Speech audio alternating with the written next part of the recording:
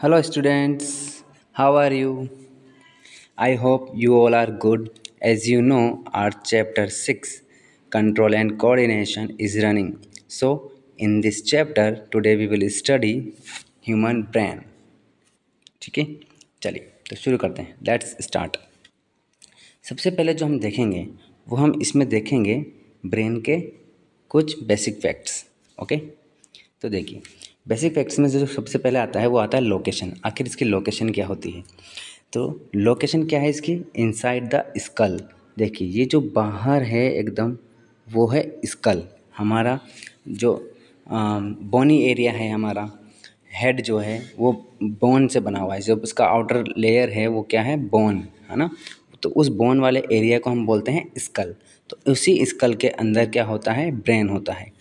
और कहाँ पर होता है ये? Above the spinal cord. ये जो है ये दिख रही है, ठीक है ना, हमारी जो बैकबोन होती है उसी को क्या बोलते हैं? स्पाइनल कॉर्ड बोलते हैं. तो स्पाइनल कॉर्ड, हालांकि बैकबोन एग्जैक्टली स्पाइनल कॉर्ड नहीं होती है, बैकबोन के अंदर स्पाइनल कॉर्ड होती है. ओके, चलिए तो इस स्पाइनल कॉर्ड के ऊपर हमारा क्या होता है? ब्रेन होता है. ठीक है. सेकंड पॉइंट क्या है हमारा? प्रोटेक्शन. देखिए ब्रेन जो है वो बहुत ही ज़्यादा डेलिकेट है. ये तो अपन सबको पता है, बहुत ज़्यादा डेलिकेट है. इसीलिए हमें हेलमेट लगाने के लिए कहते हैं, क्योंकि बॉडी का कोई भी पार्ट डैमेज हो जाए ठीक हो सकता है, बट अगर ब्रेन में डैमेज हो गया तो बहुत ज़्यादा even on the spot death भी हो सकती है. और अगर डेथ नहीं होती है तो भी बहुत ज़्यादा प्रॉब्लम हो जाती है. ओके, तो प्रोटेक्शन के लिए क्या दिया हुआ है वो देख लेते हैं अपन इसमें. चलिए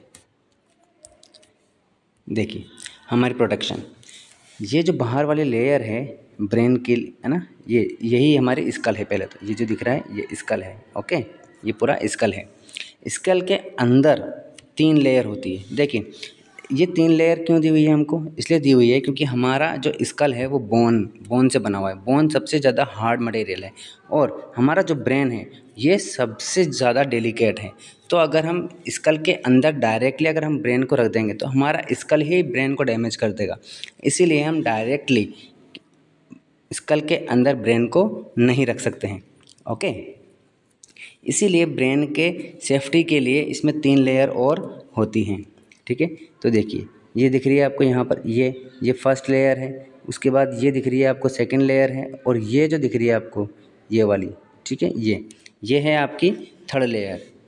और सेकंड और थर्ड लेयर के बीच में जो है वो है एक फ्लूइड. ठीक है, क्योंकि फ्लूइड ऐसी चीज़ है जो सबसे ज़्यादा इसको सेफ्टी दे सकता है. ओके, तो देखिए सबसे पहले वाली जो लेयर है उस लेयर को हम बोलते हैं ड्यूरा मैटर. और जो सेकंड लेयर है उस सेकंड लेयर को हम बोलते हैं एरेक्नॉइड. और जो थर्ड लेयर है उसे हम बोलते हैं पाया मैटर. ये जो दिख रही है आपको ये है पाया मैटर. और जो सेकंड और थर्ड लेयर के बीच में जो ये भरा हुआ है यह है एक फ्लूइड. इस फ्लूइड का नाम क्या है? इस फ्लूइड का नाम है सेरिब्रो स्पाइनल फ्लूइड. ओके, जिसे हम शॉर्ट में CSF भी कहते हैं. ओके, तो ये है हमारी प्रोटेक्शन ब्रेन के लिए. ओके, चलिए अब देखते हैं हम नेक्स्ट मास. हमारी बॉडी का बॉडी का नहीं, हमारे ब्रेन का मास कितना होता है? तो देख लीजिए ये हमारा जो हमारा बॉडी का जो 2% मास है वो हमारा ब्रेन का मास होता है. ठीक है, और अगर हम एवरेजली देखें, ठीक है, तो फीमेल में 1.2 kg वेट होता है ब्रेन का. और जो मेल होते हैं उनमें 1.4 kg का ब्रेन होता है. ठीक है, ये एवरेज है, एकदम एग्जैक्ट नहीं है, एवरेजली. ठीक है ना. चलिए अब देखते हैं हम फंक्शन, है ना. सम बेसिक फैक्ट्स में हम फोर्थ पॉइंट क्या देख रहे हैं? फंक्शन. आखिर हमारा ब्रेन काम क्या करता है या कैसे करता है? देखिए सबसे पहले तो ये करता है सेंस. ठीक है, उसके बाद उस सेंसेस को ये क्या करता है? प्रोसेस करता है. उसके बाद ये एक्ट करता है. इनका क्या मीनिंग हुआ? देखिए हमारी बॉडी में 5 सेंसेस होते हैं. ठीक है ना. हमारी स्किन है, नोज़ है, आइज़ है, ईयर्स हैं. ठीक है, उसके बाद हमारी टंग है. इस तरीके से ये 5 सेंसेस हैं. इन 5 सेंसेस जो सेंसरी ऑर्गन्स हैं, इन 5 सेंसरी ऑर्गन से हम हमारे एनवायरनमेंट से इंफॉर्मेशन को रिसीव करते हैं. ओके, ये सारे सेंसेस जो मैसेज रिसीव हमने किए हैं, ये सारे मैसेज जिनको हम स्टिमुलाई भी कहते हैं, तो ये स्टिमुलाई जो हैं वो कहाँ जाते हैं, ब्रेन के पास जाते हैं। ओके, तो इस तरीके से हमारे ब्रेन के पास मैसेज पहुंच गया सेंस के थ्रू। और जब मैसेज कहाँ पहुंच जाता है, ब्रेन के पास पहुंच जाता है, तो वो क्या करता है, प्रोसेस करता है। प्रोसेस करने का मतलब क्या हुआ, उन मैसेजेस को वो समझता है, इंटरप्रेट करता है। ठीक है, समझने के बाद हमें कोई एक्शन करना होता है उस, तो समझने के बाद वो कोई एक्ट करता है, कोई डिसीजन ले लेता है, उसके बाद वो उसके प्रति क्या करता है, एक्शन करता है। ठीक है, तो देखिए, तो सेंसेस देखते हैं अपन, ये हमारे क्या हैं, सेंसेस हैं। ठीक है, हमारी बॉडी में देखिए इतने, ये पूरा जो पूरी बॉडी हमारी एक नेटवर्क की तरह है, और ये सेंसेस इसमें यानी कि हमारे न्यूरॉन्स हैं, नर्वस सिस्टम पूरा हमारा पूरा जाल की तरह फैला हुआ है ये हमारी बॉडी में। ओके, तो इन सब नर्व्स के थ्रू मैसेज जाता है कहाँ पर, ब्रेन के पास। ओके, और ये क्या है हमारा, ये देखिए, ये हमारा ये क्या है, ये हमारा सेंट्रल नर्वस सिस्टम है। सेंट्रल नर्वस सिस्टम में दो चीज़ें होती है, एक ब्रेन होता है और एक स्पाइनल कॉर्ड होती है।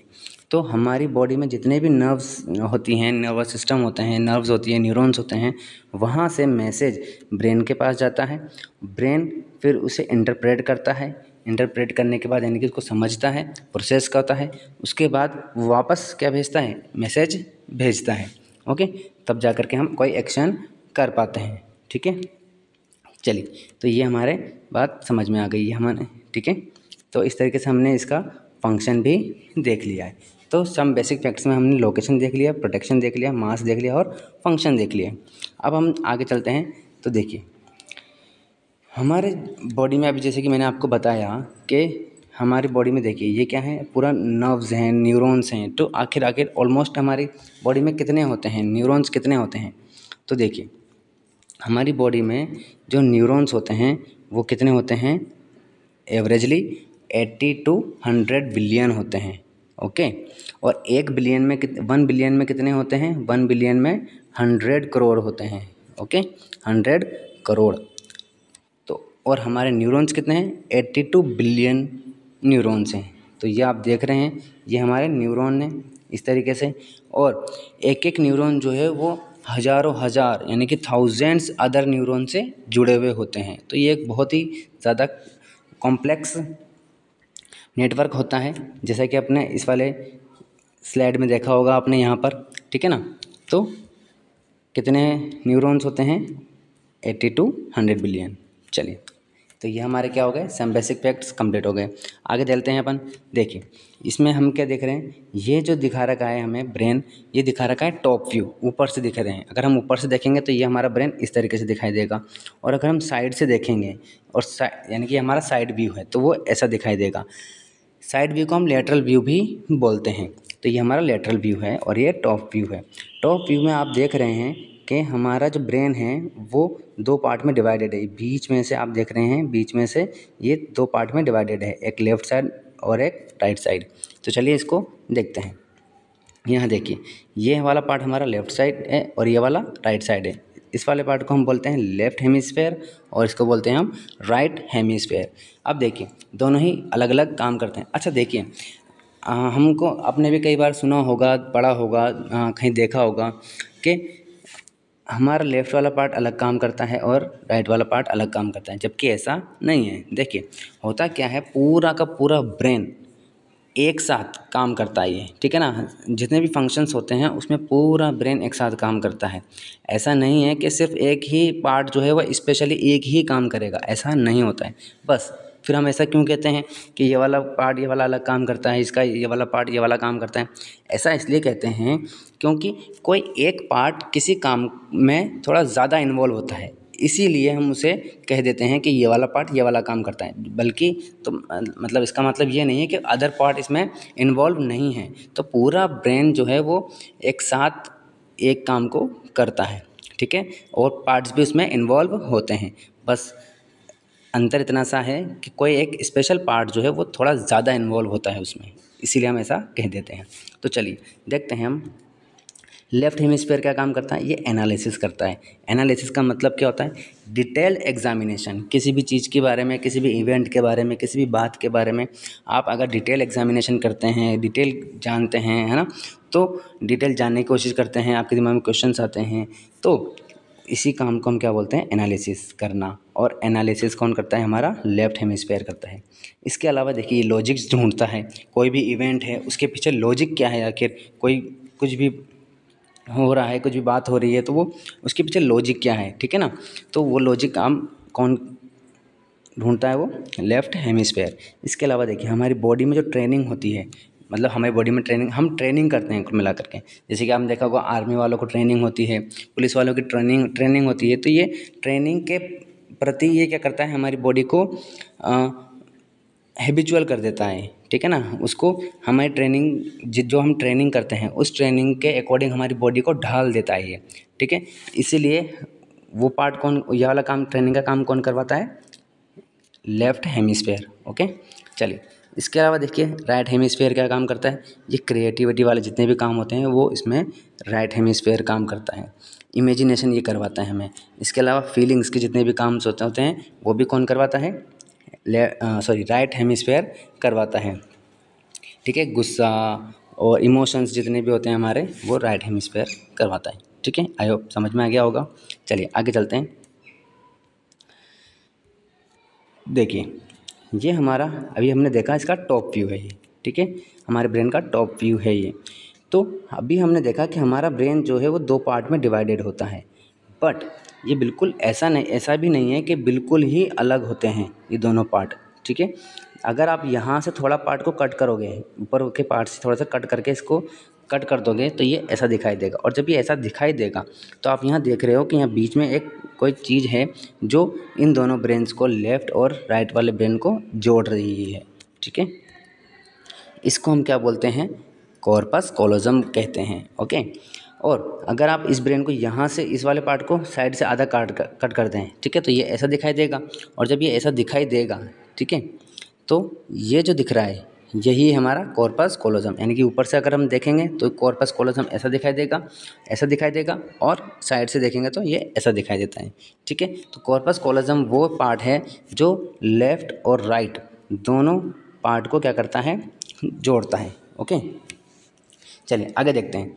अब हमारा जो ब्रेन है उस ब्रेन को हमने चार पार्ट में डिवाइड होता है ये, ठीक है। और ये डिपेंड कैसे, मतलब किस हिसाब से इसको चार पार्ट में डिवाइड किया गया है, किसके बेसिस पर डिवाइड किया गया है, इसको डिवाइड किया गया है फंक्शंस के बेसिस पर। तो देखिए ये वाला जो पार्ट है ये कहलाता है फ्रंटल लोब, ये कहलाता है टेम्पोरल लोब, ये कहलाता है ऑसिपिटल लोब, ये कहलाता है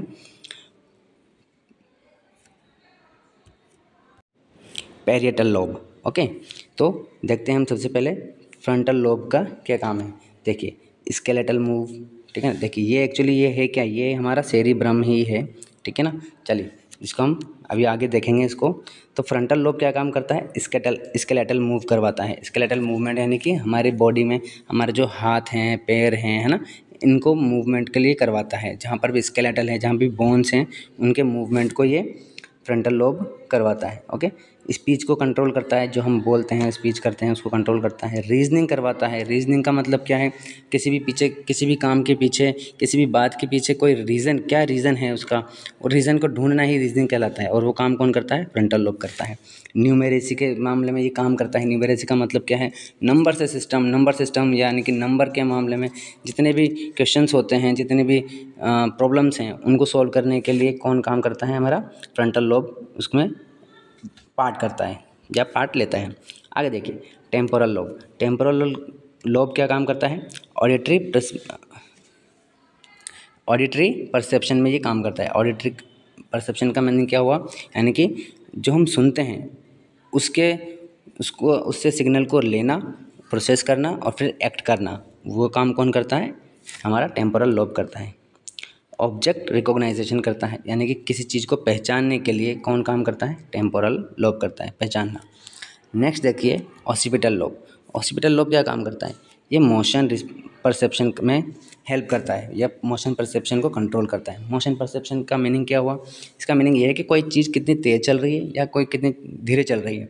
आपने मूवी देखी होगी तारे ज़मीं पर, ठीक है, उसमें उस बच्चे को आपने एक सीन देखा होगा जिसमें आमिर खान उनके पेरेंट्स को समझाता है कि वो जब बॉल आती है उसकी तरफ तो वो पकड़ ही नहीं पाता है, क्योंकि वो पता ही नहीं लगा पाता कि बॉल कितनी तेज़ आ रही है, कितनी धीरे आ रही है, कितनी देर में उसके पास पहुंच जाएगी, तो वो उसे पता ही नहीं लगा पाता वो।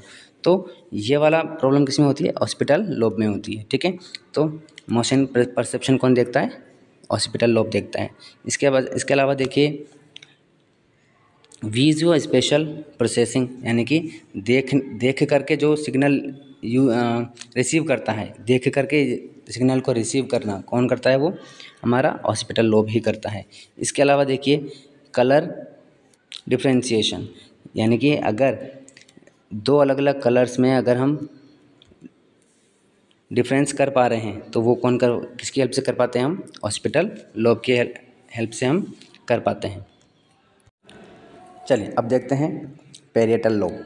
पैरिएटल लोब क्या करता है? इंटीग्रेटिंग सेंसरी इन्फॉर्मेशन, ठीक है। इंटीग्रेटिंग का मतलब होता है कलेक्ट करना या जोड़ना, ठीक है। तो सेंसरी इन्फॉर्मेशन, जितनी भी सेंसरी इन्फॉर्मेशन होती है उनको कलेक्ट करता है, उनको जोड़ता है, ये इंटीग्रेटिंग करता है, ओके। इसके अलावा ये सेंस ऑफ टच को रिसीव करता है। टच का सेंस, अगर हमने किसी चीज़ को टच किया है तो उसके सेंस को कौन फील करता है? उसके लिए एक्ट कौन करता है? पैरिएटल लोब करता है, ओके। चलिए नेक्स्ट देखते हैं। तो देखिए अब हमारा जो ब्रेन है ना, मेनली 3 पार्ट में डिवाइडेड होता है, ठीक है। ये तो हमने सिर्फ अभी ये जो हमारा सेरिब्रम है इसी को हमने देखा है, ठीक है ना। देखिए मेनली 3 पार्ट में होता है। फर्स्ट होता है हमारा क्या? देखिए मैं आपको बता देता हूँ, यहाँ पर हमारा 3 पार्ट में डिवाइडेड होता है ये। फर्स्ट होता है फोर ब्रेन, ठीक है।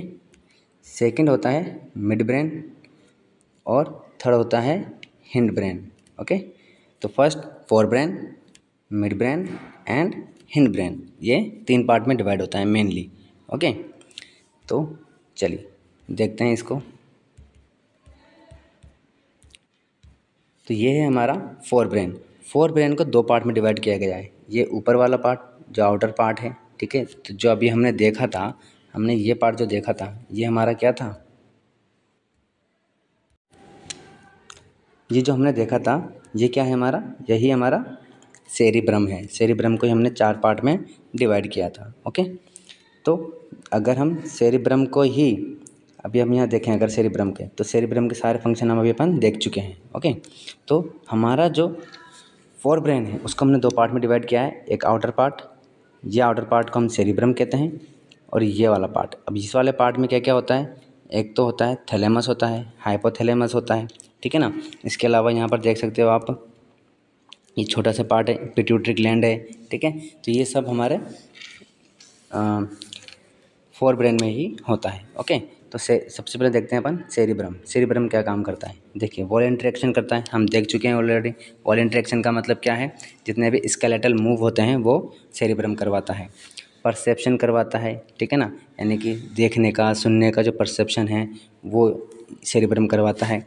इंटेलेक्ट, जितने भी इंटेलेक्ट वाले यानी कि अभी अपन देख चुके हैं सब ना, तो इंटेलिजेंसी वाले सारे काम, न्यूमेरेसी वाले सब, वो काम कौन करवाता है? सेरिब्रम करवाता है, ठीक है। रीजनिंग करवाता है ये, ओके। अब देखते हैं अपन थैलेमस। थैलेमस का ये देखिए इस जगह पर होता है ये थैलेमस। थैलेमस क्या करवाता है? स्लीप को कंट्रोल करता है ये, ठीक है। अलर्टनेस, ये हमें अलर्ट करवाता है। इसके अलावा ये इन्फॉर्मेशन को रिले करता है, यानी कि इन्फॉर्मेशन, देखिए ये जो बाहर वाला पार्ट है, ठीक है, रिले का मतलब होता है जोड़ना, कनेक्ट करना, ठीक है। तो ये आउटर पार्ट और ये अंदर के जो पार्ट हैं उनके बीच में थैलेमस जो है वो एक कनेक्शन करवाता है। तो थैलेमस क्या करता है? इन्फॉर्मेशन को रिले करता है, यानी कि एक कनेक्शन का काम करता है एक तरीके से, बीच में है ये।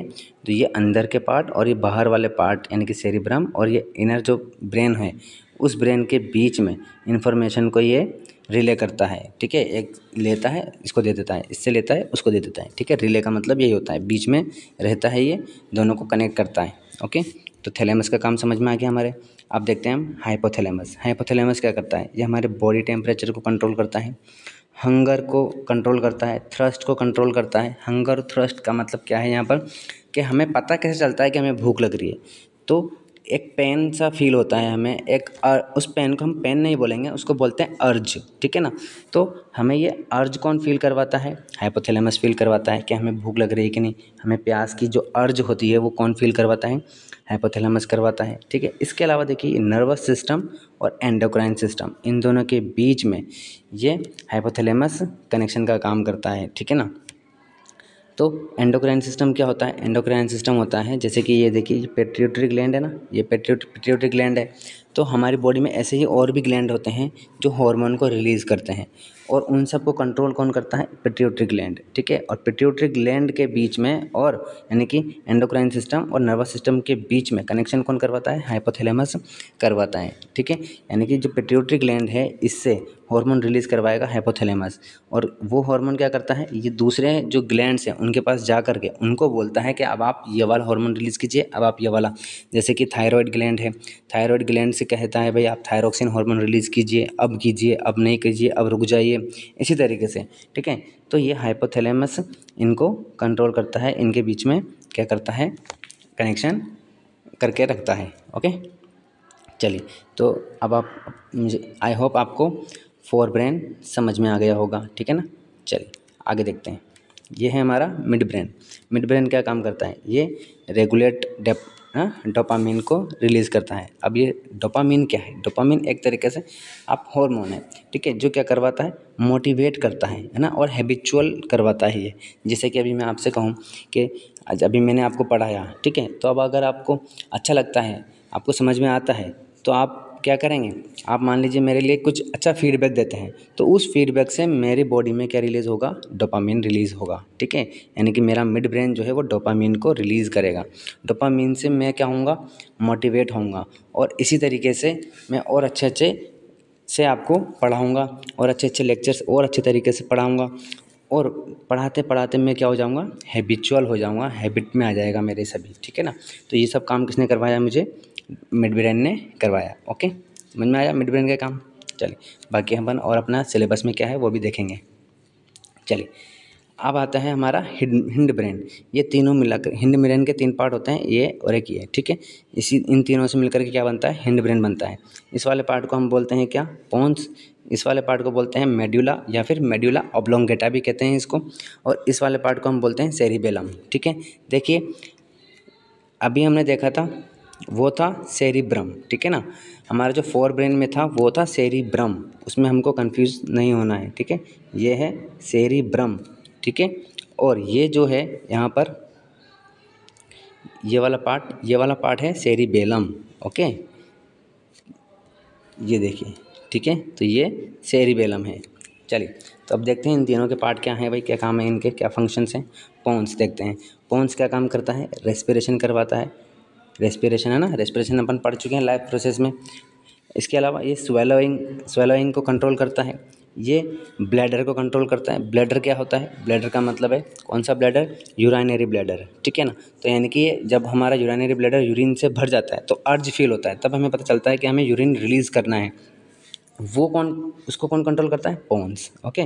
फेशियल एक्सप्रेशन जो हमारे होते हैं वो भी कौन करवाता है, पोन्स करवाता है। हमें खुशी होती है तो अलग एक्सप्रेशन होता है, गुस्सा आता है तो अलग एक्सप्रेशन होते हैं, ठीक है। ये सब कौन कंट्रोल करता है, हमारा पोन्स ही इसे कंट्रोल करता है। इसके अलावा देखिए मेडुला ऑब्लोंगेटा क्या करता है, वॉमिटिंग को कंट्रोल करता है, कफिंग को करता है, स्नीजिंग को करता है।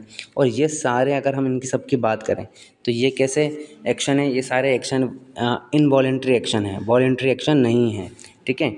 यानी कि इसको हम ये सारे काम हम सोच समझ करके नहीं करते हैं। यानी कि हमारा जो ब्रेन है, सेरिब्रम जो है, सेरिब्रम कौन से काम करता है, थिंकिंग के काम करता है, थिंकिंग सोच के काम करता है, ठीक है। तो उसमें प्रोसेस लगता है, उसमें टाइम लगता है थोड़ा सा, बट ये सारे काम कैसे इनवॉलेंट्री हैं, ठीक है। सेरिब्रम क्या करता है, सेरिब्रम तो हमारे जो स्केलेटल मूवमेंट है उनको कंट्रोल करता है, उसमें थोड़ा टाइम लगता है, उसमें थोड़ा थिंकिंग मतलब प्रोसेस होता है, बट इनमें कोई प्रोसेस नहीं होता है। ये सारे काम जो है वो विदाउट प्रोसेसिंग वाले काम है। तो इन सब काम को हम क्या बोलते हैं, इन सारे फंक्शंस को हम क्या बोलते हैं, इनवॉलेंट्री फंक्शंस बोलते हैं, ओके। चलिए अब देखिए हिंड ब्रेन क्या, सेरिबेलम क्या काम करता है। सेरिबेलम हमारे इमोशंस को कंट्रोल करता है, ठीक है। जैसे कि वही एंगर को कंट्रोल करता है, या एंगर को शो करता है, एंगर को है ना कंट्रोल करता है। इसके अलावा एंगर हो गया और खुशी हो गई, दुख हो गया, इन सबको सारे इमोशंस जो होते हैं उनको कौन कंट्रोल करता है, सेरिबेलम कंट्रोल करता है। अटेंशन को ये कंट्रोल करता है, अटेंशन देता है ना। और इसके अलावा कोऑर्डिनेशन ऑफ मोशन, ये देखिए ये एक इंपॉर्टेंट टॉपिक है, पॉइंट है। कोऑर्डिनेशन फॉर मोशन, यानी कि जब हम चल रहे होते हैं, भाग रहे होते हैं, दौड़ रहे होते हैं, ठीक है ना, तब हमारी बॉडी कोऑर्डिनेशन में होना बहुत ज़रूरी है, वरना हम गिर सकते हैं। तो इट मीन्स कई जब हम भागते हैं तो हमारी बॉडी पूरी एक ही पैर पर होती है कई बार, तो है ना, जब हम बहुत ज़्यादा तेज़ भागते हैं तो एक पैर पर होती है और फिर भी हम गिरते नहीं हैं, ठीक है। तो ये काम कौन करवाता है, सेरिबेलम करवाता है। यानी कि हमारी बॉडी में जो अलग अलग पार्ट हैं हमारे बॉडी में, जब हम चल रहे हैं, जब हम दौड़ रहे हैं, तो हमारी पूरी बॉडी मूव करती है।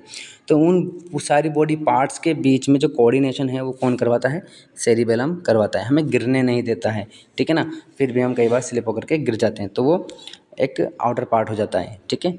बट अगर हम आउटर पार्ट या आउटर एक्सटर्नल कोई भी फोर्स ना लगे, तो हम हमारी बॉडी को कंट्रोल अगर हम करते हैं, गिरने से बचाते हैं, तो वो कौन करेगा काम, सेरिबेलम करता है। ओके, चलिए अब देखते हैं अपन हमारी बुक में क्या लिखा हुआ है, उसको देख लेते हैं। चलिए देखिए, तो देखिए human brain it is the main coordinating centre of the body, ठीक है। तो अभी हम पूरा ब्रेन पढ़ चुके हैं हम, ठीक है ना। तो मेन कोऑर्डिनेटिंग सेंटर है ये, सारा कोऑर्डिनेट हमारे अलग अलग जो हमारे बॉडी पार्ट्स हैं उनके बीच में कोऑर्डिनेट करवाता है, कंट्रोल करता है, ठीक है। इसके अलावा देखिए क्या है, which enables an organism to think and take decision, यानी कि ये जो ब्रेन है यही हमारे क्या करवाता है, थिंक करवाता है, मतलब सोचते हैं हम, वो कौन सोचता है, मतलब हमारा ब्रेन ही सोचता है। और डिसीजन लेने में कौन हेल्प करता है, ब्रेन ही डिसीजन लेता है। जितने भी एक्शन होते हैं उनके अगेंस्ट जो भी एक्शन लेना होता है वो ब्रेन लेता है।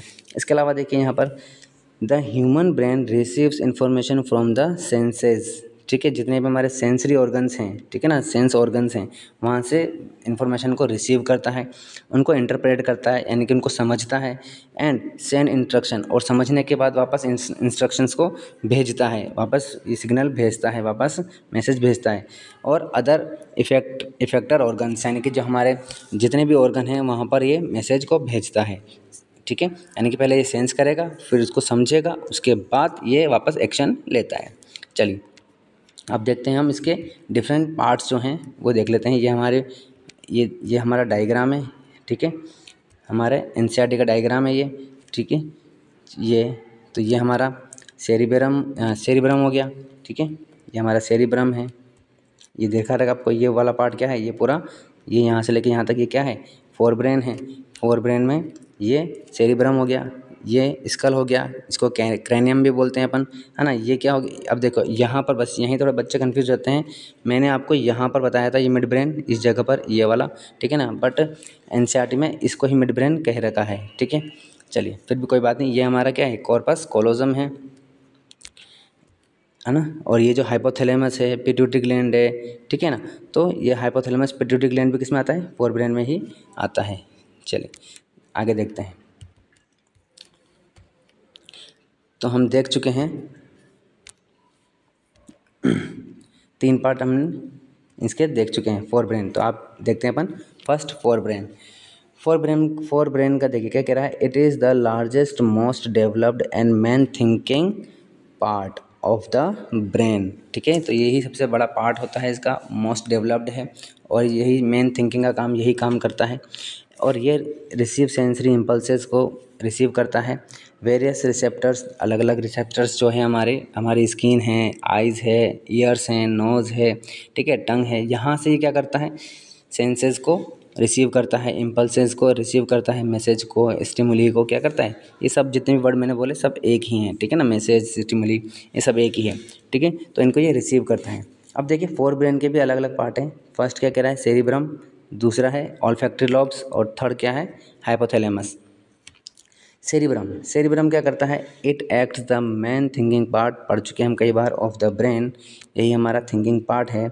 It is the responsible for reasoning, speech and intelligence, इन सब के लिए यही मतलब रेस्पॉन्सिबल है, यही काम करता है। साइट करता है यानी कि हमको देखने में हेल्प करता है, हियरिंग सुनने में हेल्प करता है, and uses of information, uses of information का मतलब क्या है, देखिए बचपन से हम बहुत सारी चीज़ हम देख चुके हैं, बहुत सारी चीज़ हम सुन चुके हैं, बहुत सारी इन्फॉर्मेशन हम कलेक्ट कर चुके हैं, मतलब उन्हीं के बेसिस पर अब जो भी कुछ नया हमें मिलता है उसका हम डिसीजन लेते हैं, लेकिन किसके बेसिस पर लेते हैं, जितनी भी इन्फॉर्मेशन हमारे पास है।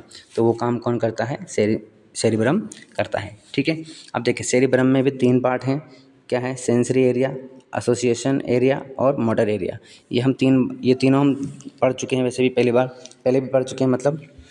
तो देखिए सेंसरी का मतलब है सेंसेस को रिसीव करता है, मैसेजेस को रिसीव करता है ना। तो देखिए लिखा हुआ है यहाँ पर, sensory area receive sensory impulses from various receptors, हमारे जो अलग अलग सेंसरी ऑर्गन्स हैं वहाँ से ये सेंसेस को रिसीव करता है, जैसे कि स्किन हो गया, मसल्स हो गया, आइज़ हो गया, ईयर्स हो गया, नोज़ हो गया, वहाँ से रिसीव करता है, सिर्फ रिसीव करने का काम है। ठीक है, जैसे कि मैं आपको बताऊँ, यहाँ देखिए,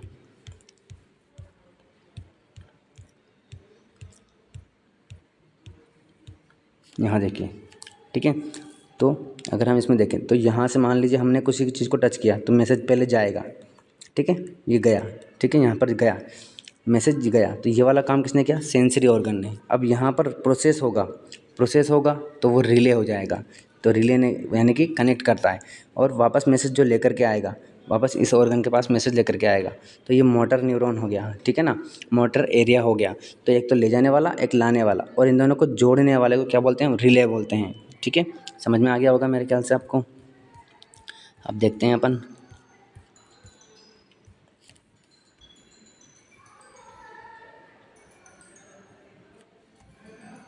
ठीक है।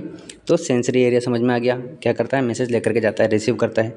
Association area interpret sensory information by relating it to the previous experience and information from the other receptors. ठीक है, तो ये उनको जितने भी मैसेजेस आए हैं उनको क्या करता है, इंटरप्रेट करता है, उनको समझता है, प्रोसेस करता है, ठीक है ना, और जितना भी एक्सपीरियंस इसके पास है उसके बेसिस पर ये उसको समझता है, और फिर एक ये डिसीजन ले लेता है, और डिसीजन को कौन लेके जाता है, मोटर एरिया लेके जाता है। तो मोटर एरिया मतलब डिसीजन को लेने के बाद उसको भेजता है।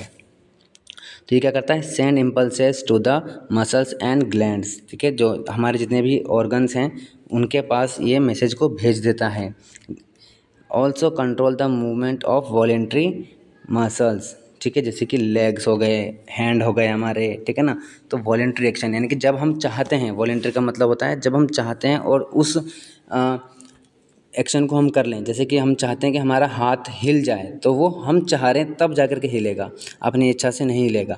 लेकिन हमारे हार्ट हो गए, लंग्स हो गए, ये हमारी इच्छा से काम नहीं करते, वो हो गए इनवॉलेंट्री एक्शंस। ओके, चलिए अब देखते हैं हम क्या, ऑल्फैक्टरी लॉब्स। ऑल्फैक्टरी लॉब्स देखिए, these are a pair of very small solid club shaped bodies widely separated from each other, ठीक है ना। कुल मिलाकर के ये हमारा ऑल्फैक्टरी लॉब्स हैं, ये क्या है, नाक से, हमारी जो नोज़ है, नाक है, नोज़ है, ठीक है ना। तो उस नोज़ को ही हम क्या कहते हैं, ऑल्फैक्टरी लॉब्स कहते हैं, ठीक है, छोटा सा ये होता है। These are responsible for detecting smell from different receptors, ठीक है। तो जो स्मेल लेने का काम कौन करता है, ऑल्फैक्टरी लॉब्स करवाता है, और इन्फॉर्मेशन को कहाँ भेज देता है, ये ब्रेन के पास भेज देता है। आगे देखिए, हाइपोथैलेमस पढ़ चुके हैं हम already. This part controls the body temperature, अर्ज ऑफ ईटिंग एंड ड्रिंकिंग, यानी कि हमारी प्यास और भूख को कौन बताता है, कौन क्या लग रहा है या कब लग रहा है, वो कौन बताता है, हाइपोथैलेमस बताता है। चलिए आगे देखते हैं, मिड ब्रेन। मिड ब्रेन क्या काम करता है, हम ऑलरेडी देख चुके हैं, फिर भी देख लेते हैं। It connects fore brain to the hind brain, ठीक है ना, ये किस किस को कनेक्ट करता है, मिड ब्रेन को और हिंड ब्रेन को कनेक्ट करता है। It controls movement of head, neck and trunk. Trunk का मतलब है हमारी ये जो हमारी थोरेसिक कैविटी और हमारी जो एब्डोमिनल कैविटी है उसके मूवमेंट को ये कंट्रोल करता है, ठीक है ना। और उसके ऊपर जो हेड लगा हुआ है तो हेड के ये मूवमेंट को कंट्रोल करता है। To locate sounds and visual reflexes that are involves in focusing on the objects. यानी कि अगर आपको कहीं से आवाज़ आ रही है तो आपका जो ब्रेन है, जो आपका हेड है, वो जिधर से आवाज़ आ रही है उस तरफ मूव करेगा, ठीक है ना। तो ये कौन करवा रहा है? मिड ब्रेन ही करवाता है। It also controls reflex movement of eyes muscles, है ना, प्यूपिल साइज। यानी कि ये रिफ्लेक्स एक्शन में भी हेल्प करता है। रिफ्लेक्स एक्शन का मतलब होता है बहुत जल्दी से जो एक्शन होते हैं उन्हें हम रिफ्लेक्स एक्शन कहते हैं। यानी कि मान लीजिए कि अगर आपकी आँख में कोई, मान लीजिए कोई इंसेक्ट है उड़ता हुआ, कोई मान लीजिए फ्लाई है, हाउस फ्लाई है, या कोई मॉस्किटो है, वो उड़ करके अगर आपकी आँख में जाना चाह रहा है तो आप हमारी आँखें बहुत जल्दी से उसके पे क्या करता है? एक्शन करता है, उसके लिए एक्ट करता है। तो वो कौन करवाता है? मिड ब्रेन ही करता है, रिफ्लेक्स एक्शन करवाता है ये आइज़ के लिए। ओके, अब देखते हैं हम हिंड ब्रेन। हिंड ब्रेन देखिए, इसमें कितने पार्ट हैं? हमारे 3 पार्ट हैं। सेरिबेलम है, पोन्स है और मेडुला ऑब्लोंगेटा है। सेरिबेलम क्या करता है? It controls and coordinates different muscular actions. ये अलग अलग मस्कुलर एक्शंस को क्या करता है? कोऑर्डिनेट्स करवाता है। यानी कि जैसे कि हमने पढ़ा था ऑलरेडी, जब हम चलते हैं, भागते हैं, तो ये कोऑर्डिनेट करवाता है अलग अलग बॉडी पार्ट्स के बीच में। आगे देखते हैं। It is responsible for perception of voluntary action, ठीक है ना। ये वॉलेंट्री एक्शन करवाता है कुल मिलाकर के। It means posture and equilibrium of the body during various activities such as walking in a straight line, catching, riding a bicycle। तो देखिए उन सब में बैलेंस की ज़रूरत होती है ना। बाइसिकल अपन बिना बैलेंस के नहीं चला सकते, इसीलिए जब कोई बच्चा जब उसको साइकिल सीखता है तो वो नहीं बना पाता है, ठीक है ना। तो बैलेंस बनाने की वो कोशिश करता है, तो उसमें हेल्प कौन करता है? सेरिबेलम काम करता है। सीखने के बाद भी हमें बैलेंस की ज़रूरत होती है, वो काम कौन करवाता है? सेरिबेलम ही करवाता है। आगे देखते हैं हम पोन्स क्या करता है?